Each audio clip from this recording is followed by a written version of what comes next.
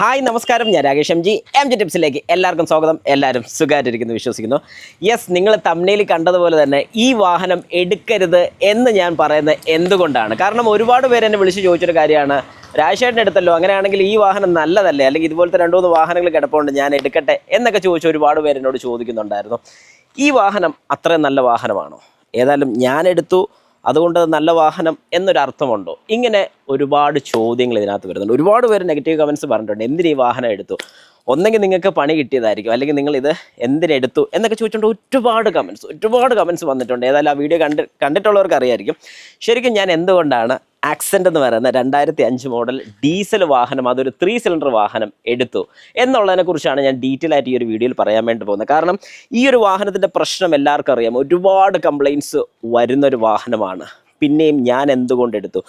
ഈ ഒരു റേഞ്ചിൽ അല്ലെങ്കിൽ ആ ഒരു പ്രൈസിങ് കിട്ടുന്ന വേറെ ഒരുപാട് ഡീസൽ വേരിയൻസ് ഉണ്ടായിരുന്നു. പിന്നെയും എന്തുകൊണ്ട് ഞാൻ ഈ ഒരു വാഹനത്തിൽ വന്നു? യെസ്, ഒബ്വിയസ്ലി ഞാൻ പറഞ്ഞതുപോലെ നേരത്തെ 2013 എൻ്റെ മനസ്സിൽ വന്നൊരു ആഗ്രഹം, അത് ഒബ്വിയസ്ലി ഉള്ളതാണ്.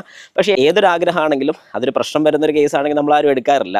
എന്നാൽ എന്തുകൊണ്ട് ഞാൻ ഈ ഒരു വാഹനത്തിലോട്ട് വന്നു എന്ന് ചോദിച്ചു കഴിഞ്ഞാൽ, ഫസ്റ്റ് ഞാനിത് ഒരു 2 ആക്സെൻ്റ് എന്ന് പറയുന്ന വാഹനം പോയി കണ്ടു.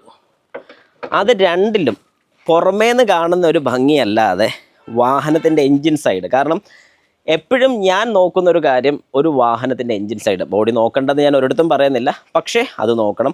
അതിനെ കഴിഞ്ഞ് മെയിനായിട്ടൊരു കാര്യം നമ്മുടെ എൻജിൻ സൈഡ് തന്നെയാണ്. ഏതായാലും ഈ ഒരു വാഹനം ഞാൻ ഓടിച്ചു നോക്കിയ സമയത്ത് എനിക്കുണ്ടായൊരു അനുഭവം, കാരണം എനിക്ക് ഒരുപാട് ഇഷ്ടപ്പെട്ടു.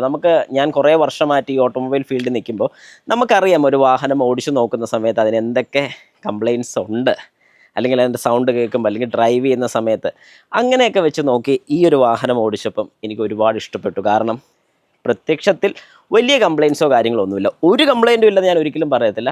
കുറച്ചേറെ കംപ്ലയിൻറ്റ്സുകളുണ്ട്, അത് ഓരോന്നോരോന്നായിട്ട് നമുക്ക് റെക്ടിഫൈ ചെയ്യാനുള്ളൊരു മീഡിയയും കൂടെ, അല്ലെങ്കിൽ ആ ഒരു രീതിയും കൂടെയാണ് എൻ്റെ മനസ്സിൽ വന്നത്. കാരണം കംപ്ലയിൻ്റ് ഉള്ള വാഹനമാണ് ഏറ്റവും നല്ലതെന്ന് ഞാൻ പറയും. വേറൊന്നും കൊണ്ടല്ല, എനിക്ക് ശരിക്കും പറഞ്ഞാൽ ഒരുപാട് വീഡിയോ കണ്ടൻസും കിട്ടും, നിങ്ങൾക്ക് ശരിക്കും ഒരുപാട് അറിവും കിട്ടും. ഈ ഒരു വാഹനത്തിൽ പ്രത്യക്ഷത്തിൽ ഞാൻ നോക്കുമ്പോഴത്തേക്കും സ്പീഡോമീറ്റർ വർക്ക് ചെയ്യുന്നില്ല. പിന്നെ ഒരുപാട് നമുക്ക് അഡീഷണൽ ആയിട്ടുള്ള ആക്സസറീസും കാര്യങ്ങളൊക്കെ ചെയ്യാൻ പറ്റും. നല്ല ആക്സസറീസ്, അല്ലാതെ ചുമ്മാ ചപ്പ് ചവറല്ല ഞാൻ ഉദ്ദേശിച്ച്, നല്ല കുറേ ആക്സസറീസ് ഞാൻ ഇതിലോട്ട് ആഡ് ചെയ്യാൻ പ്ലാൻ ചെയ്യുന്നുണ്ട്. അതുപോലെ തന്നെ ക്ലസ്റ്റർ മീറ്ററിനകത്തുള്ള ലൈറ്റ് മാറ്റ്, അങ്ങനത്തെ ചെറിയ കാര്യങ്ങളൊക്കെ നമുക്ക് അപ്ഗ്രേഡ് ചെയ്യാനിരിക്കുന്ന സമയമാണ്. അപ്പോൾ ഇതൊക്കെ ശരിക്കും VSS സെൻസർ, അതായത് വെഹിക്കിൾ സ്പീഡ് സെൻസർ വരുന്ന മോഡലാണ്. അതായത് നമ്മുടെ സ്പീഡോമീറ്റർ വർക്ക് ചെയ്യുന്ന കേബിളിലൊന്നുമല്ല, ഇലക്ട്രിക്കലായിട്ടുള്ള സെൻസേഴ്സിലൊക്കെയാണ്. അപ്പോൾ അതിൻ്റെ സെൻസർ കംപ്ലയിൻ്റ് ഉണ്ട്. സെൻസർ എങ്ങനെ നമുക്ക് റിപ്പയർ ചെയ്യാൻ പറ്റുമോ, റിപ്പയർ ചെയ്യാം എന്നൊക്കെ തന്നെയാണ് ഞാൻ വിശ്വസിക്കുന്നത്. അതിൻ്റെ ഓരോ വീഡിയോസായിട്ട് നമ്മുടെ ചാനലിൽ ഉടനെ തന്നെ വരുന്നതായിരിക്കും. അതുപോലെ തന്നെ ഓടിച്ചെന്ന് ഈ ഒരു വാഹനം എടുക്കാൻ ആരും നിൽക്കരുത്. കാരണം ഞാൻ എടുത്തു, ഇതൊരു അന്നത്തെ കാലത്തൊക്കെ പറയാനുള്ള ഒരു ചെറിയൊരു ലിമിറ്റഡ് എഡിഷൻ എന്നൊക്കെ വേണമെങ്കിൽ നമുക്ക് പറയാൻ സാധിക്കുന്ന വിവ എന്ന് പറയുന്ന മോഡലാണ്, അതായത് റിയർ വൈപ്പർ വരുന്നത്. അതൊക്കെ കൂടെ കണ്ടപ്പോൾ ആ ഒരു ആഗ്രഹം കൊണ്ട് എടുത്തെന്ന് മാത്രമേ ഉള്ളൂ. ഈ ഒരു വാഹനം എടുക്കാൻ പ്ലാൻ ചെയ്യുന്നുണ്ടെങ്കിൽ നിങ്ങൾക്ക് ധൈര്യമായിട്ട് എടുക്കാം. പക്ഷേ ചെക്ക് ചെയ്ത് ഉറപ്പ് വരുത്തി, ഓയിൽ കൺസപ്ഷനോ കാര്യങ്ങളൊന്നും കൂടുതലില്ല.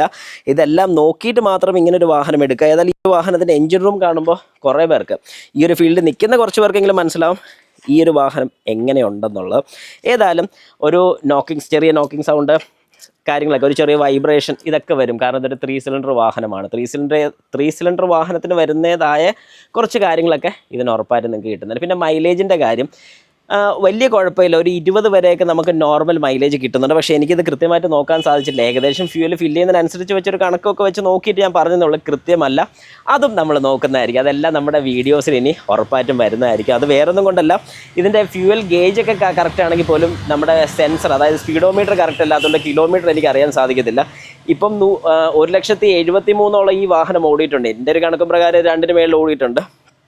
2 ഓടി എന്ന് പറഞ്ഞാൽ ഒരു കുഴപ്പമില്ല, സുഖമായിട്ട് കിടന്ന് ഓടിക്കോളും. അങ്ങനെ ഒരു ബെനിഫിറ്റ് ഉണ്ട്. പക്ഷേ ഞാൻ ഈ പറഞ്ഞ പോലെ, നിങ്ങൾ ആരെങ്കിലും ഈ വാഹനം എടുക്കാൻ ഉദ്ദേശിക്കുന്നുണ്ടെങ്കിൽ, പണി അറിയാമെങ്കിൽ, ഇപ്പോൾ എനിക്കൊരു വിശ്വാസമുണ്ട്, ഈ വാഹനം വഴി കിടന്നു പോയാലും എങ്ങനെയാണെങ്കിലും ഞാൻ കൊണ്ടുവരും. അതെൻ്റെ ഒരു വിശ്വാസമാണ്. അതുള്ളത് കൊണ്ടാണ് ഞാൻ ധൈര്യമായിട്ട് ഈ വാഹനം കൊണ്ട് നടക്കുന്നത്. അല്ലെങ്കിൽ ഞാൻ ഈ ഒരു വാഹനം എടുക്കാനുള്ള കാരണം ഫ്ലൂയിഡ് ക്ലച്ചാണ്, ക്ലച്ചിൻ്റെ കേബിൾ പോലും അല്ല, ഫ്ലൂയിഡ് ക്ലച്ചാണ് വരുന്നത്. ഈ പറയുന്ന പോലെ സെൻസേഴ്സൊക്കെയാണ് ഇതിനകത്ത് യൂസ് ചെയ്യുന്നത്.